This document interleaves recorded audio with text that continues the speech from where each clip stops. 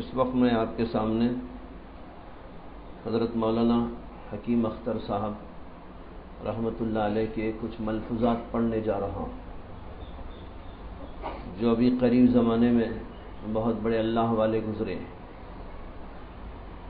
اور کئی بزرگوں سے انہوں نے فیض حاصل کیا۔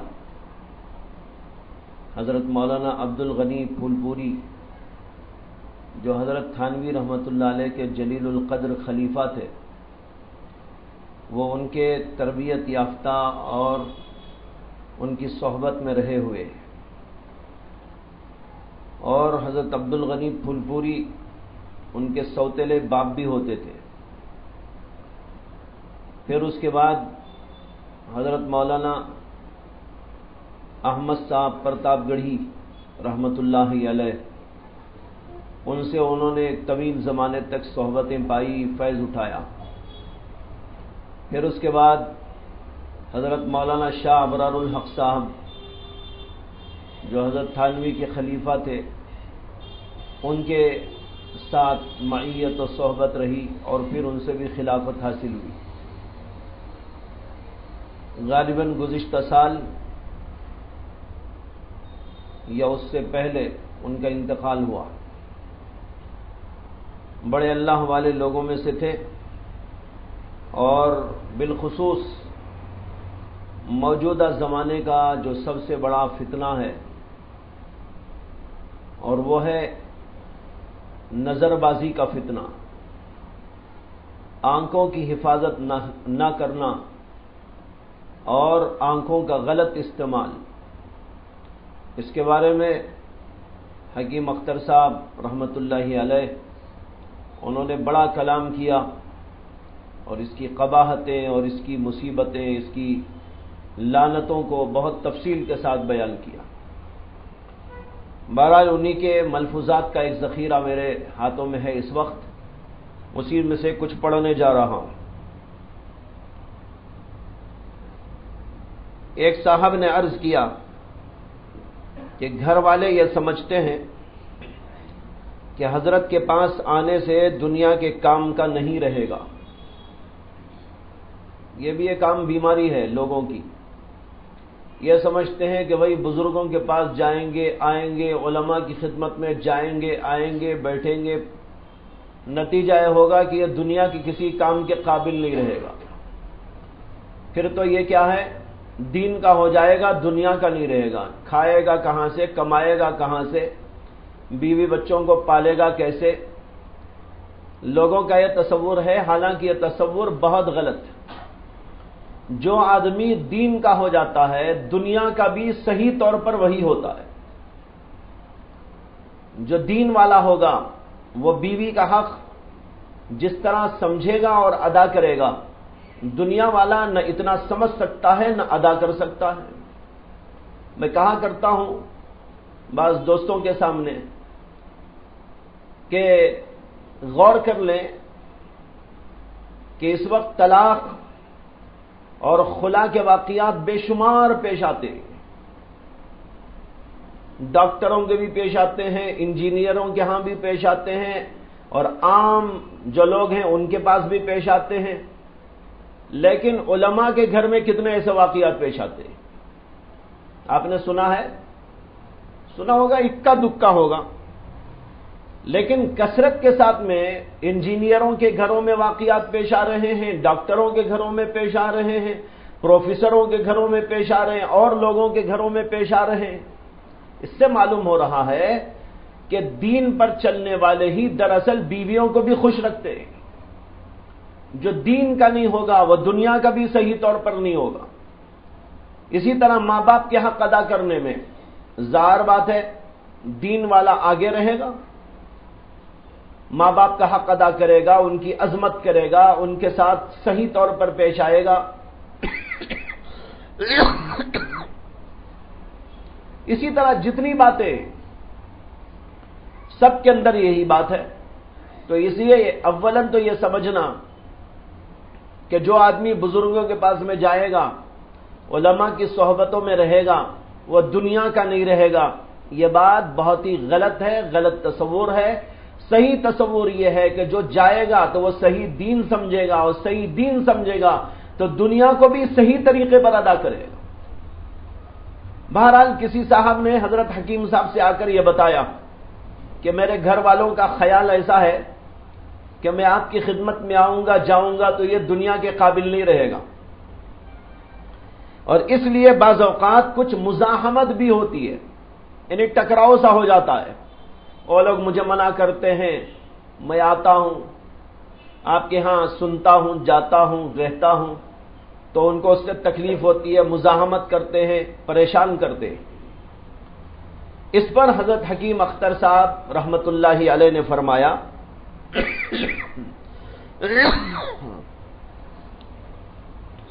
کہ اس راستے میں، یعنی اللہ کے راستے میں جتنی مزاحمت ہے تو اتنی ہی ترقی ہوتی ہے۔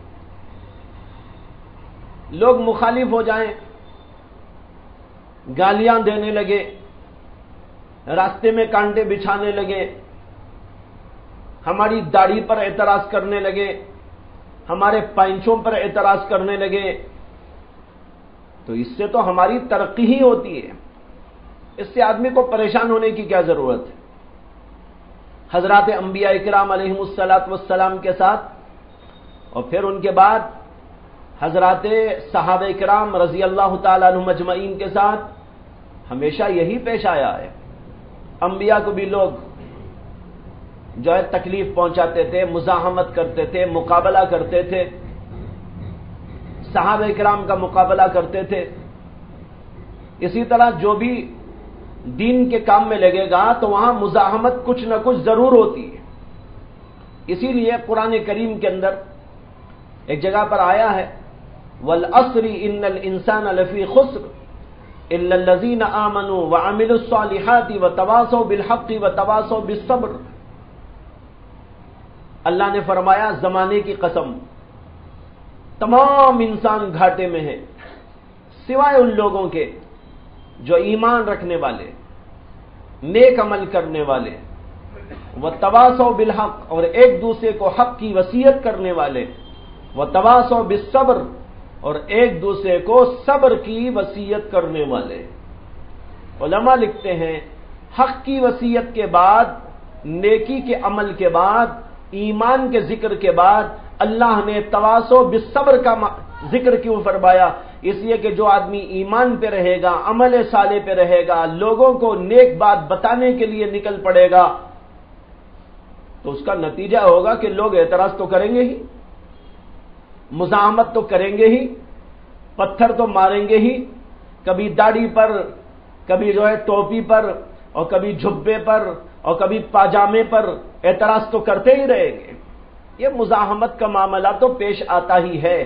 اس لیے جہاں بھی نیکی کا کام ہوگا وہاں پر صبر کی ضرورت ضرور پڑے گی۔ تو حکیم صاحب نے فرمایا کہ اس راستے میں جتنی مزاحمت کے معنی مقابلہ، آڑ آ جانا، جتنی یہ مزاحمت ہوگی اتنی ہی ترقی ہوتی ہے، اور جن کو کچھ مزاحمت نہیں اٹھانا پڑتی ان کی ترقی بھی کم ہوتی ہے۔ ترقی سے مراد اللہ کے نزدیک ترقی، کہیں آپ سوچنے لگیں روپیے زیادہ ملتے ہوں گے، اس لیے کہ عام طور پر آج کل ترقی کا معنی ہی لوگ یہ سمجھتے ہیں پیسے ملے، بنگلہ ملے، کھانے کو ملے، پینے کو ملے۔ بھائی ترقی یہ تو دنیا کی ہو سکتی ہے، مال کی، پیسے کی، لیکن دین کے راستے میں ترقی کا جو مفہوم ہے وہ یہ ہے کہ اللہ کے نزدیک ترقی ہو جائے، آدمی اللہ کے قریب ہو جائے، اللہ تعالیٰ اس کو چاہنے لگے، اللہ تعالیٰ اس سے پیار کرنے لگے، اللہ تعالیٰ اس کو اپنے ہاں بہت ہی بلند مقام عطا فرما دے۔ یہ مقام کب ملتا ہے آدمی کو؟ جب اس کے اوپر حالات پیش آتے ہیں، تنگیاں پیش آتی ہیں، مسائل پیش آتے ہیں، مصائب پیش آتے ہیں، لوگ گالیاں دیتے ہیں، لوگ الٹا سیدھا کہنے لگتے ہیں، اور کبھی پتھر بھی مار دیتے ہیں، تب سمجھو کہ اب ترقی ہو رہی۔ حضرت مولانا رشید احمد گنگوہی جلیل القدر اپنے زمانے کے محدث تھے اور فقیہ بھی تھے اور بزرگ بھی تھے۔ لوگ ان سے مسائل معلوم کرتے تھے، فتوے لیتے تھے. انہوں نے اپنے زمانے میں ہزاروں فتوے لکھے. ایک آدمی نے ایک سوال کیا ایک دفعہ، چھوٹا سا سوال تھا اور چھوٹا سا جواب. سوال یہ تھا کہ غراب کھانا جائز ہے کہ نہیں. غراب کہتے ہیں کوے کو، لیکن ایک کوا وہ ہوتا ہے جو گندگی پلیدی کھاتا پھرتا ہے، اور ایک کوا وہ ہوتا ہے جو کھیتوں میں رہتا ہے اور کھیتوں کے دانے کھا کے پلتا ہے. تو پوچھنے والے نے اس کے بارے میں سوال کیا کہ غراب یعنی وہ کوا جو کھیتوں میں پلتا ہے اس کو کھانا جائز ہے کہ ناجائز. سوال اتنا ہی تھا. جواب بھی آدھی سطر میں دیا گیا. جواب کیا لکھا گیا؟ غراب کھانا جائز ہے. بس. اب یہ فتویٰ نکلا تو بعض لوگوں کی سمجھ میں نہیں آیا، انہوں نے بڑی دھوم مچائی اور آج بھی مچاتے رہتے ہیں. آپ نے سنا ہوگا لوگ کہتے ہیں ارے دیوبندی کوے کھاؤ، کوے کھانے والے. آپ نے کبھی کوا کھایا ہے؟ یہاں جتنے بیٹھے ہیں بتو بھائی. مرغی تو بہت کھائی ہوگی، چڑیا بھی ہو سکتا ہے کبھی پکڑ کے کھا لی ہوگی، مینا اور طوطا بھی کھایا ہوگا، لیکن کسی نے کبھی کوا کھایا؟ آپ کے تصور میں بھی آیا؟ نہیں آیا. لیکن لوگ کہتے ہیں بھائی یہ دیوبندی کوے کھاؤ، چھیڑتے رہتے ہیں. تو یہ اسی فتوے کی وجہ سے چھیڑتے ہیں اصل میں.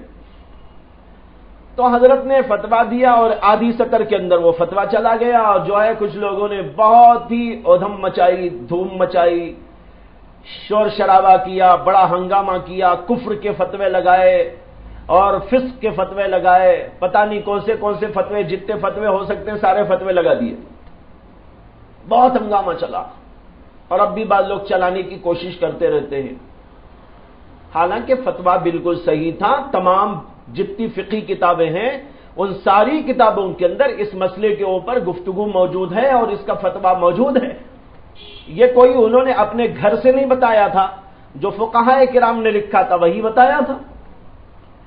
بہرحال مجھے جو کہنا ہے وہ سنیے. وہ یہ ہے کہ یہ فتویٰ نکلا، بہت لوگوں نے بڑی گالیاں دی، بڑی لعنتیں کی، بڑی ملامتیں کی، بہت غصہ نکالا، بڑا شور کیا، بڑا ہنگامہ کیا. حضرت گنگوہی رحمت اللہ علیہ فرماتے ہیں جس وقت میں نے یہ فتویٰ لکھا تھا مجھے خیال نہیں تھا کہ اس فتویٰ لکھنے پر مجھے اتنا ثواب اور ترقی ملے گی. لیکن یہ آدھ سطر کا جو فتویٰ نکلا اس کے بعد جتنی لعنتیں، جتنی ملامتیں، جتنی گالیاں لوگوں نے دی ہیں اس کی وجہ سے اللہ کا شکر ہے اللہ نے بہت ترقی عطا فرمائی. تو یہ میں کہنے جا رہا تھا جب مزاحمتیں ہوتی ہیں، لوگ گالیاں دیتے ہیں، لوگ الٹا سیدھا کہنے لگتے ہیں، راستے میں کانٹے بچھایا کرتے ہیں، کبھی پتھر مارا کرتے ہیں، کچھ الٹا سیدھا کہنے کی کوشش کرتے ہیں، غیبتیں کیا کرتے ہیں، چڑھانے لگتے ہیں، یہ نہ سمجھو کہ یہ کوئی ہمارے لیے مصیبت ہے، پریشانی ہے.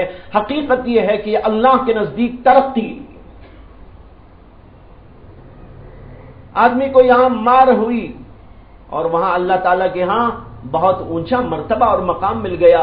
حضرات صحابہ کو دیکھیے یہی صورتحال پیش آئی، حضرات انبیاء کرام علیہم السلام کو بھی یہی صورتحال پیش آئی. اس لیے دینی معاملے میں کبھی آدمی کو پریشان نہیں ہونا چاہیے. لوگ کتنا بھی کچھ الٹا سیدھا کہیں لیکن دین کے راستے پر استقامت کے ساتھ میں رہے. تکلیف پیش آئے اس کو برداشت کرے اور یہ سمجھے کہ یہ سب کچھ میرے لیے باعث ترقی. تو اس میں کہا گیا کہ جن کو مزاحمت پیش آتی ہے ان کو تو ترقی ہوتی ہے، جن کو کچھ مزاحمت ہی نہیں پیش آتی ان کی اتنی زیادہ ترقی نہیں ہوتی. اب سوچئے کہ آپ کو مزاحمت چاہیے کہ نہیں چاہیے؟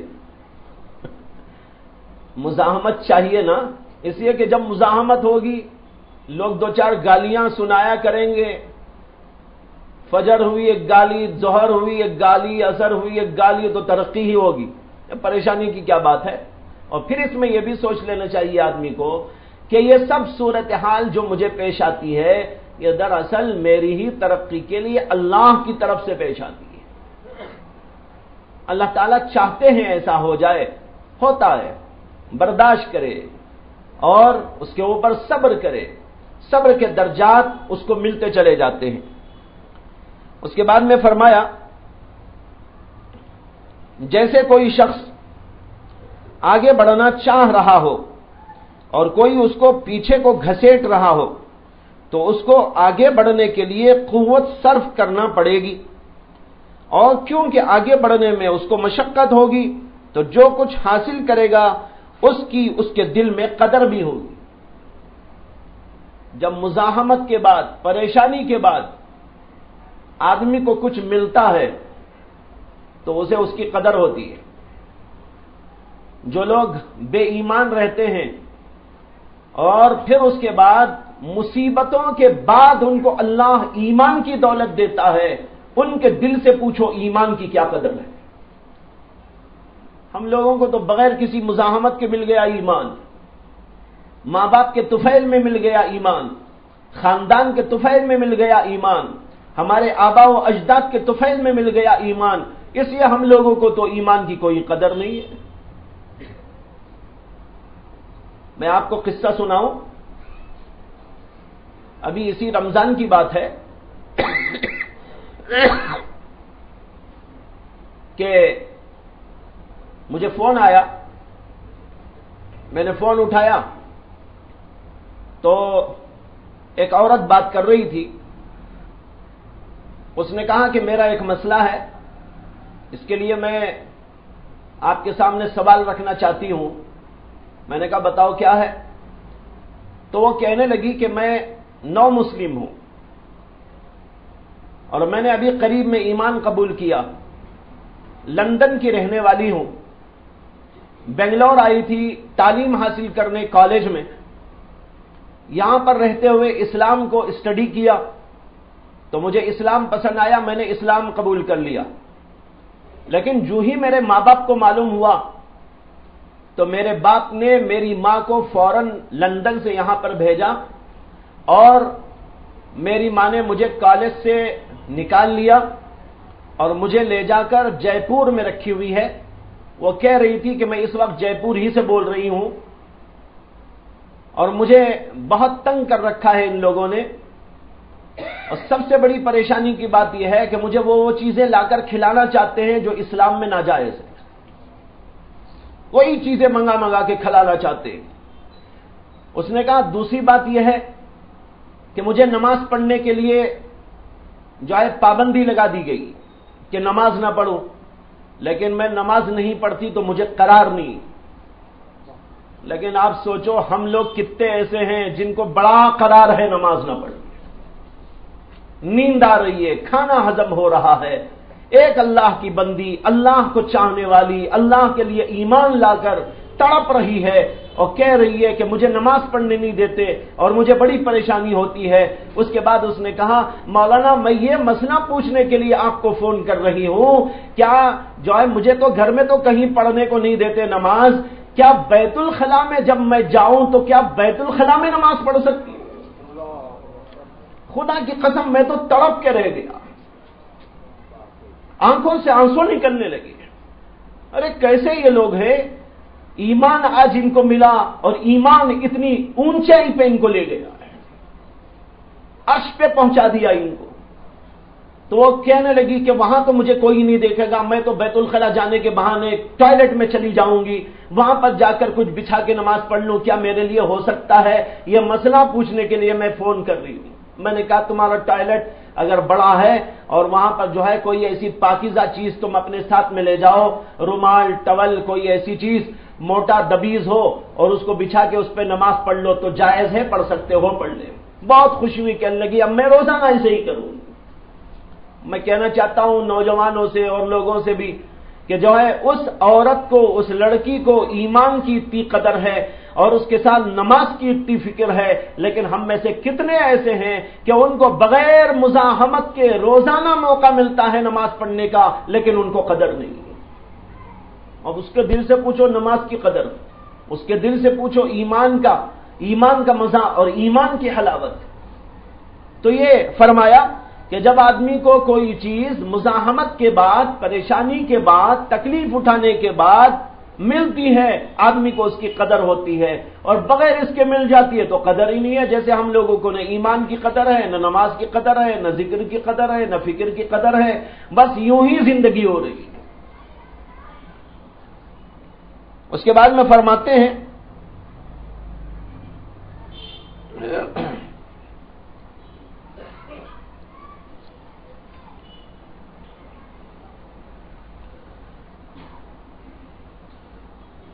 دنیا دار سمجھتے ہیں کہ اللہ والے نکمے ہوتے ہیں۔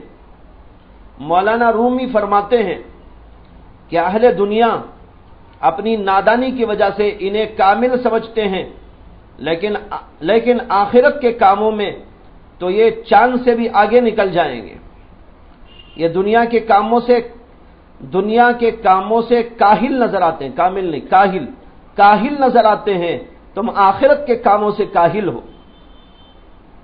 ذرا 1 گھنٹہ مسجد میں بیٹھ کر اللہ اللہ کر کے دکھا دو تو پتہ چل جائے کہ کیسے جفاکش ہو۔ بات یہ ہے کہ دنیا کی محبت دل میں ہے، جس کے بارے میں حدیث شریف میں آتا ہے کہ اللہ تعالیٰ کے نزدیک دنیا کی حقیقت ایک مچھر کے پر کے برابر بھی نہیں، اور آخرت کی فکر نہیں جہاں ہمیشہ رہنا ہے۔ دنیا آخرت کے تابع ہے، آخرت حقیقت ہے، اور دنیا اس کا سایہ کے پیچھے بھاگو گے حقیقت اور دور ہوتی جائے گی، آخرت کو پکڑ لو سایہ خود بخود قبضے میں آ جائے گا۔ عام طور پر یہی تو صورتحال ہے کہ آخرت سے غفلت ہے، دنیا کے پیچھے انسان بھاگ رہا ہے۔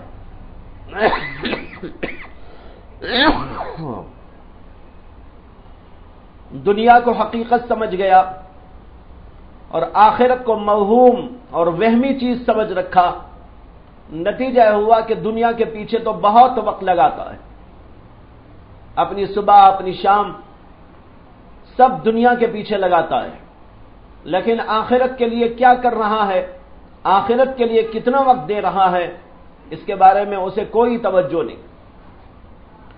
اس لیے فرمایا کہ دنیا تو حقیقت نہیں ہے، ایک سایہ ہے، آخرت حقیقت ہے اور دنیا آخرت کا سایہ ہے۔ قرآن کریم کے اندر اللہ تعالیٰ کہتے ہیں وَمَا هَذِهِ الْحَيَاةُ الدُّنْيَا إِلَّا لَهْوٌ وَلَعِبٌ وَإِنَّ الدَّارَ الْآخِرَةَ لَهِيَ الْحَيَوَانُ۔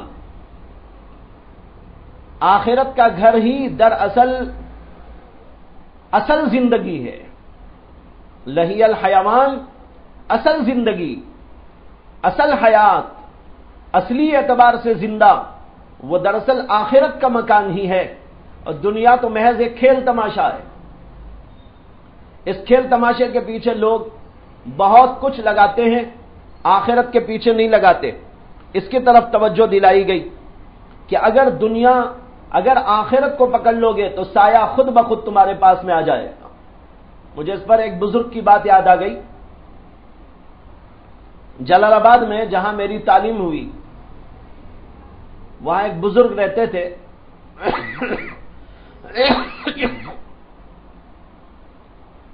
مولانا حفظ الکبیر صاحب، جو حضرت مولانا قاری محمد طیب صاحب رحمۃ اللہ علیہ کے خلیفہ تھے۔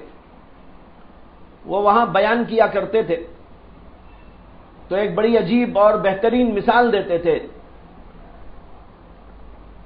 اور کہتے تھے کہ دنیا اور آخرت یا دنیا اور دین، ان دونوں کو ایک مثال سے سمجھو۔ اگر دنیا اللہ سے مانگو گے، اللہ صرف دنیا دے گا، آخرت نہیں دے گا، لیکن اگر اللہ سے آخرت اور دین مانگو گے تو اللہ تعالیٰ آخرت بھی دیں گے اور اس کے ساتھ دین بھی عطا فرما دیں گے، اس کے ساتھ دنیا بھی عطا فرما دیں گے۔ اس کی ایک مثال دیتے تھے وہ کہ اگر کسی آدمی کو پانی کی ضرورت پیش آئی، اس نے کہا کسی سے بھائی ذرا پانی لاؤ، تو پانی لانے والا گلاس خود لائے گا یا نہیں لائے گا؟ گلاس خود آئے گا، اسے بولنے کی ضرورت نہیں۔ لیکن اگر کسی آدمی نے کہا گلاس لاؤ، تو لانے والا پانی لائے گا، دودھ لائے گا یا کوئی اور چیز لائے گا یا صرف گلاس لائے گا؟ صرف گلاس لائے گا۔ آپ نے کہا گلاس لاؤ، گلاس لائے گا، پلیٹ لاؤ تو پلیٹ لائے گا، کٹورا لاؤ تو کٹورا لائے گا۔ لیکن اگر آپ نے کہا بریانی لاؤ تو پلیٹ خود آئے گی، چائے لاؤ تو گلاس خود آئے گا، پانی لاؤ تو گلاس خود آئے گا، میٹھا لاؤ تو اس کے ساتھ کٹوریاں خود آ جائیں گی، اسے بولنے کی ضرورت نہیں۔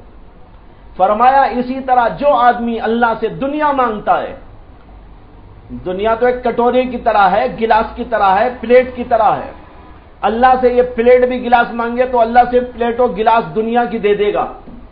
لیکن اگر تم نے اللہ سے آخرت مانگی تو اللہ آخرت کو دنیا کی پلیٹ میں رکھ کے دے دے گا۔ اس لیے کہ یہ مانگنے کی چیز تو اصل میں آخرت ہے، یہ مانگنے کی چیز نہیں ہے دنیا۔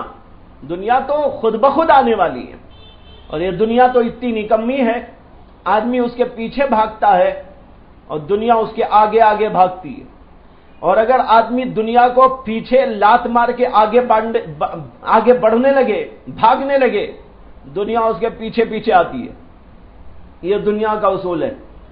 اگر آدمی دنیا کے پیچھے جائے گا، دنیا آگے آگے آگے یا پیچھے پیچھے رہے گا، ملے گی پھر بھی نہیں۔ لیکن اگر دنیا کو لات مار کے یہ آگے چلا جائے، پیچھے چھوڑ دے، دنیا اس کے قدموں میں آئے گی۔ حضرت مولانا قاسم صاحب نانوتوی رحمت اللہ علیہ بڑے جلیل القدر عالم تھے اپنے زمانے کے، جنہوں نے دارالعلوم دیوبند قائم فرمایا، علم میں بہت اونچے درجے کے آدمی تھے۔ کہتے ہیں کہ ایک دفعہ ان کی خدمت میں ایک بھوپال کے رئیس آئے اور انہوں نے حضرت کو اس زمانے کے پیسے دینے چاہے اور بہت کچھ پیسے لائے۔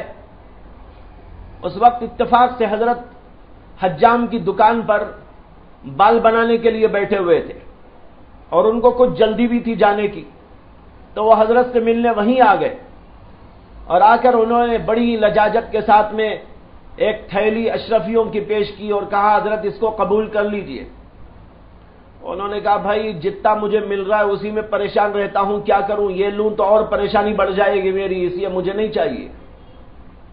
بہت اصرار کیا، ادھر سے بالکل انکار، یہاں تک کہ وہ برابر انکار سنتے سنتے آخر تنگ آ گئے، اور تنگ آ کر واپس جاتے جاتے باہر جوتیاں رکھی ہوئی تھی تو حضرت کی جوتیوں میں وہ روپے ڈال کے چلے گئے۔ یہ سمجھ کے ڈال دیا کہ آئیں گے جب جوتیوں میں پیر ڈالیں گے اور یہ روپیہ ملے گا تو اٹھا لیں گے۔